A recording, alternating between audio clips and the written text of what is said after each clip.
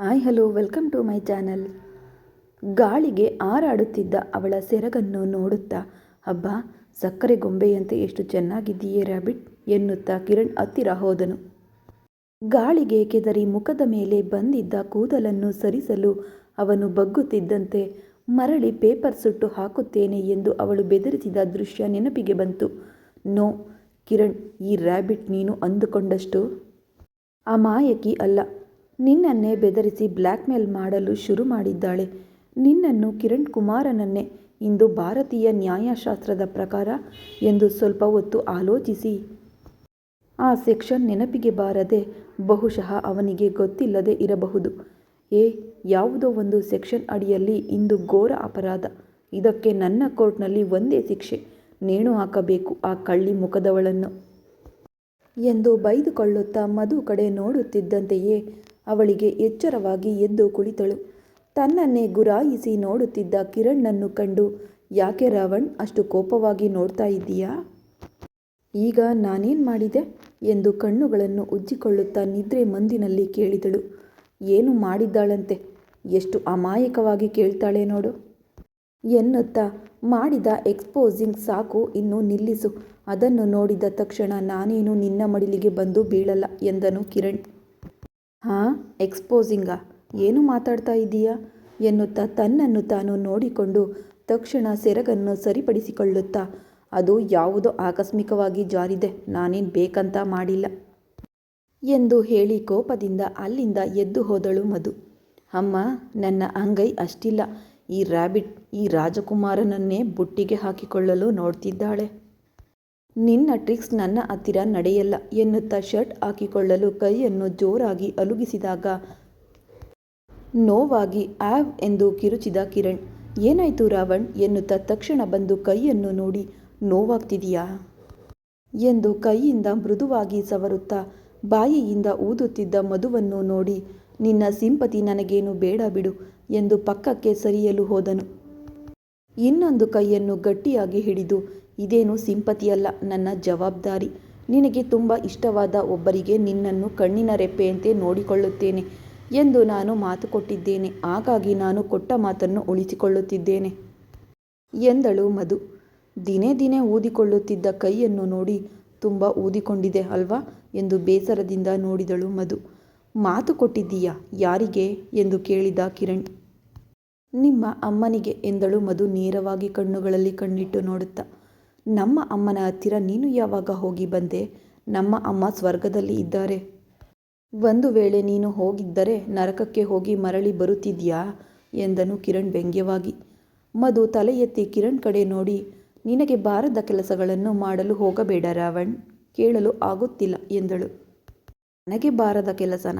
ಏನದು ಎಂದ ಕಿರಣ್. ಜೋಕುಗಳು ಎಂದಳು ಮಧು ಯಾವುದೇ ಗ್ಯಾಪ್ ಕೊಡದೆ. ಕಿರಣ್ ಹೊಡೆಯಲು ಕೈ ಎತ್ತಿದಾಗ ಅವನು ಹೊಡೆಯುತ್ತಿದ್ದಾನೆ ಎಂದುಕೊಂಡು ಅವಳು ಹಿಂದೆ ಬಾಗಿದಳು. ಸಮತೋಲನ ತಪ್ಪಿ ಬೀಳಲು ಹೋದ ಮಧುವನ್ನು ಹಿಡಿಯಲು ಹೋಗಿ ಅವಳ ಕಾಲು ತಗುಲಿ ಕಿರಣ್ ಕೂಡ ಸಮತೋಲನ ತಪ್ಪಿ ಹಿಂದೆ ಬಿದ್ದ. ಮಧುವಿನ ಮೇಲೆ ಬಿದ್ದನು. ಮಧು ಹಾಸಿಗೆಯ ಮೇಲೆ ಬಿದ್ದಿದ್ದರಿಂದ ಅವಳಿಗೆ ಪೆಟ್ಟಾಗಲಿಲ್ಲ. ಆದರೆ ನಂತರ ಬಿದ್ದ ರಾವಣನ ಭಾರಕ್ಕೆ ಆವ್ ಎಂದು ಕೂಗುತ್ತಾ ಮೇಲಕ್ಕೆ ಎದ್ದಳು. ರಾವಣ್, ಅಬ್ಬ, ಎಷ್ಟೊಂದು ಭಾರ ಇದೆಯಲ್ಲಪ್ಪ ನೀನು ಎನ್ನುತ್ತಾ ಪಕ್ಕಕ್ಕೆ ತಳ್ಳಲು ನೋಡಿದಳು.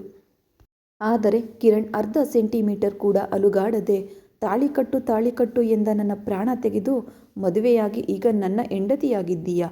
ಮತ್ತೆ ಹೀಗೇನೆ ಒಂದು ಸಲ ಮೇಲೆ ಬಿದ್ದರೆ ಹೀಗೆ ಒದ್ದಾಡ್ತಿದ್ದೀಯಾ ಎಂದನು. ಮತ್ತೆ ಏನು ಮಾಡೋಣ ಅಂತ ಮದುವೆ ಮಾಡಿಕೊಂಡೆ ಎಂದು ಗಂಭೀರವಾಗಿ ಉಬ್ಬು ಹಾರಿಸಿ ಕೇಳಿದ ಕಿರಣ್. ಆ ಮಾತಿಗೆ ಮಧು ತಲೆ ತಿರುಗಿಸಿ, ನೀನು ನಿನ್ನ ಪೂರ್ತಿ ಭಾರವನ್ನು ನನ್ನ ಮೇಲೆ ಹಾಕಿದ್ದೀಯ ರಾವಣ್, ನನಗೆ ಉಸಿರಾಡಲು ಕಷ್ಟವಾಗ್ತಿದೆ ಎಂದಳು ಮುಜುಗರದಿಂದ. ನನ್ನ ಭಾರ ನಿನ್ನ ಮೇಲೆ ಹಾಕದೆ ಪಕ್ಕದ ಮನೆಯವರ ಮೇಲೋ ಅಥವಾ ಎದುರು ಮನೆಯವರ ಮೇಲೋ ಹಾಕೋಕ್ಕಾಗುತ್ತಾ? ಅದು ಚೆನ್ನಾಗಿರಲ್ಲ ಅಲ್ವಾ ರ್ಯಾಬಿಟ್ ಎನ್ನುತ್ತಾ ತನ್ನ ಪೂರ್ತಿ ದೇಹವನ್ನು ಅವಳ ಮೇಲೆ ಅಚ್ಚುಕಟ್ಟಾಗಿ ಸೆಟ್ ಮಾಡಿದನು. ಇಲ್ಲಿ ನೋಡು ರಾವಣ್, ನೀನು ಇದೆಲ್ಲ ಬೇಕಂತಲೇ ನನ್ನನ್ನು ಪೀಡಿಸಲು ಮಾಡ್ತಾ ಇದ್ದೀಯಾ ಅಂತ ನನಗೆ ಗೊತ್ತು. ಹೀಗೆ ಇನ್ನೂ 2 ನಿಮಿಷ ಇದ್ದರೆ ನಾನು ನಿಜವಾಗಿಯೂ ನರಕಕ್ಕೆ ಹೋಗ್ತೀನಿ. ಆಮೇಲೆ ನಿನ್ನ ಫ್ರಸ್ಟ್ರೇಷನ್ ತೆಗೆದುಕೊಳ್ಳಲು ಯಾರೂ ಇರಲ್ಲ ಎಂದಳು ಮಧು. ಪರವಾಗಿಲ್ಲ ಬಿಡು, ನೀನೇ ಬಯಸಿ ಮದುವೆಯಾಗಿದ್ದೀಯಲ್ಲ, ನಿನ್ನ ಆಸೆ ತೀರಿಸದಿದ್ದರೆ ಹೇಗೆ ಎನ್ನುತ್ತಾ ಅವಳ ಕೆನ್ನೆಯನ್ನು ಬೆರಳಿನಿಂದ ಮೆಲ್ಲಗೆ ಸವರಿದನು ಕಿರಣ್. ಪ್ಲೀಸ್ ರಾವಣ್ ಎನ್ನುತ್ತಾ ಉಸಿರಾಡಲು ಕಷ್ಟಪಡುತ್ತಿದ್ದ ಮಧುವನ್ನು ನೋಡಿ ಕಿರಣ್ ಸ್ವಲ್ಪ ಮೇಲಕ್ಕೆ ಎದ್ದು ನೋಡಿದನು.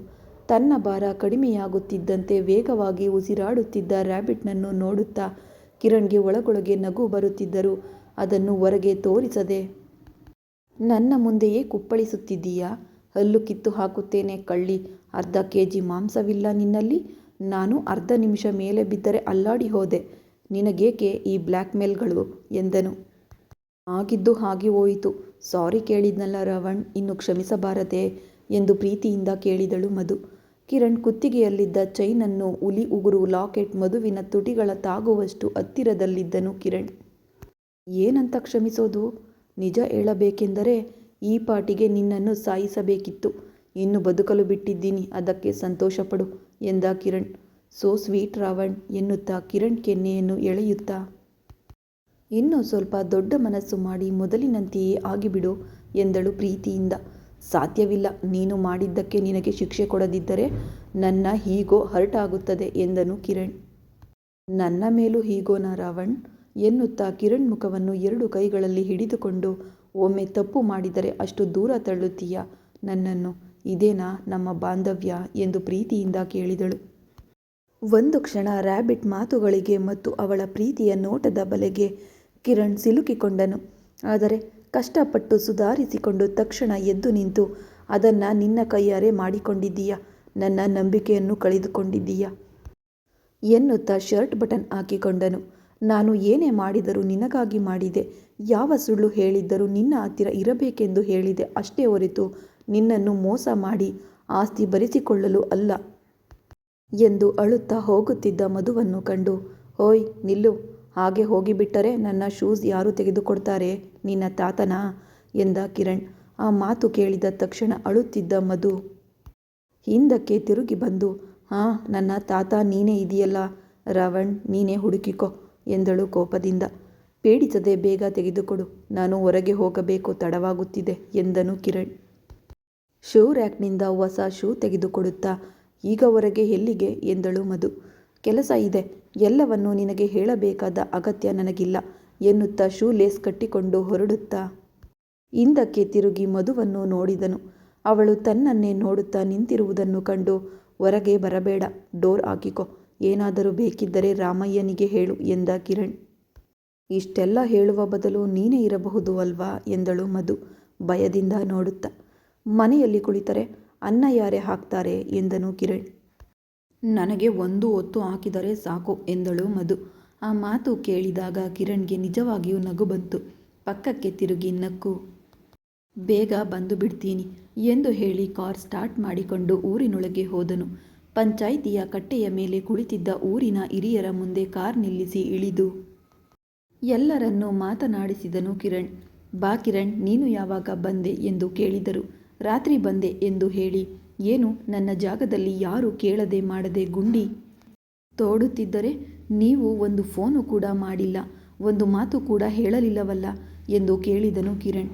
ಆ ಮಾತಿಗೆ ಅವರು ಆಶ್ಚರ್ಯದಿಂದ ನೋಡುತ್ತಾ, ಅದೇನು ಕಿರಣ್, ಅವರನ್ನು ನೀನೇ ಕಳುಹಿಸಿದ್ದಂತೆ ಎಂದು ಕೇಳಿದರು. ನಾನು ಕಳುಹಿಸಿದ್ದರೆ ನಿಮ್ಮ ಹತ್ತಿರ ಬಂದು ಮಾತು ಕೇಳ್ತಿರ್ಲಿಲ್ಲ ಎಂದ ಕಿರಣ್. ಆ ಮಾತು ಕೇಳಿದ ಕೂಡಲೇ, ಅರೆ ನನ್ನ ಮಕ್ಕಳ, ನಾನು ಕೇಳಿದರೆ ನೀನೇ ಕಳಿಸಿದ್ದೆ ಅಂತ ಹೇಳಿದ್ರು, ಅದಕ್ಕೆ ನಾನೇನು ಮಾತನಾಡಲಿಲ್ಲ ಎಂದರು ಅವರು. ಇಲ್ಲ, ನಾನು ಕಳುಹಿಸಿಲ್ಲ, ಸ್ವಲ್ಪ ಗಮನಿಸುತ್ತೀರಿ, ನಾನು ಇಲ್ಲಿ ಫ್ಯಾಕ್ಟರಿ ಕಟ್ಟಲಿದ್ದೇನೆ, ಅಷ್ಟರವರೆಗೆ ಏನಾದರೂ ಅನುಮಾನ ಬಂದರೆ ತಕ್ಷಣ ಫೋನ್ ಮಾಡಿ ಎಂದು ಹೇಳಿ ಸೈಟ್ ಕಾವಲಿದ್ದವರ ಫೋನ್ ಬೆಳಗಿನಿಂದ ಸ್ವಿಚ್ ಆಫ್ ಬರ್ತಾ ಇದೆ. ನಿಮಗೇನಾದರೂ ಗೊತ್ತಾ ಎಂದು ಕೇಳಿದನು ಕಿರಣ್. ಅದಕ್ಕೆ ಅವರು, ಗೊತ್ತಿಲ್ಲ, ನನಗೂ ಅವರು 4 ದಿನಗಳಿಂದ ಕಂಡಿಲ್ಲ, ಆದರೆ ಹೀಗೆಲ್ಲ ನಡೆಯುತ್ತೆ ಅಂತ ನನಗೆ ಗೊತ್ತಿರಲಿಲ್ಲ ಎಂದರು. ಕಿರಣ್, ಯಾವುದಕ್ಕೂ ಒಂದು ಪೊಲೀಸ್ ಕಂಪ್ಲೇಂಟ್ ಕೊಡು, ನಾಳೆ ಏನಾದರೂ ತೊಂದರೆಯಾದರೆ ನಿನ್ನ ಮೇಲೆ ತಪ್ಪು ಬರಲ್ಲ ಎಂದರು ಇನ್ನೊಬ್ಬ ಹಿರಿಯರು. ಸರಿ ದೊಡ್ಡಪ್ಪ, ಈಗ ಅಂತಲೇ ಹೋಗುತ್ತಿದ್ದೇನೆ, ಕಂಪ್ಲೇಂಟ್ ಕೊಟ್ಟು ಅವರ ಬಗ್ಗೆ ಪತ್ತೆ ಹಚ್ಚಲು ಹೇಳುತ್ತೇನೆ ಎನ್ನುತ್ತಾ, ನಿಜ ಇದೇನೋ ದೊಡ್ಡ ಗಲಾಟೆಯಂತೆ ಇದೆ, ಅವರು ಏನಾದರೂ ಎಂದು ತಕ್ಷಣ ಪತ್ತೆ ಹಚ್ಚಬೇಕು ಎಂದು ಕಿರಣ್ ಮನಸ್ಸಿನಲ್ಲಿ ಅಂದುಕೊಂಡನು. ಅವರಿಗೆ ನೋಡಿಕೊಳ್ಳಲು ಹೇಳಿ ಸೈಟ್ ಹತ್ತಿರ ಹೋದನು. ರಾತ್ರಿ ಸೈಟ್ನಲ್ಲಿದ್ದ JCBಗಳು ಒಂದು ಕೂಡ ಇರಲಿಲ್ಲ. ಅವುಗಳಷ್ಟೇ ಅಲ್ಲದೆ ಸಣ್ಣ ಉಪಕರಣಗಳನ್ನು ಕೂಡ ಇಲ್ಲದಿರುವುದನ್ನು ಕಂಡು ಓ ಗಾಡ್, ಇಷ್ಟೊಂದು ಪರ್ಫೆಕ್ಷನ್ನಾ ಎಂದು ಕಿರಣ್ ಆಶ್ಚರ್ಯಪಟ್ಟನು. ಅಷ್ಟಕ್ಕೂ ಈ ಕೆಲಸಕ್ಕೆ ಬಂದವರನ್ನು ಕಳುಹಿಸಿದ್ದು ಯಾರು? ಮತ್ತೆ ನಮ್ಮನ್ನು ಉಳಿಸಲು ಬಂದವರನ್ನು ಕಳುಹಿಸಿದ್ದು ಯಾರು? ಇದೆಲ್ಲ ಒಂದು ಮಿಸ್ಟರಿಯಂತೆ ಇದೆಯಲ್ಲ. ಅವನು ಮಾತನಾಡುತ್ತಾ ಮೇಡಮ್ ಅಂದಿದ್ದ. ಯಾರೀ ಮೇಡಮ್?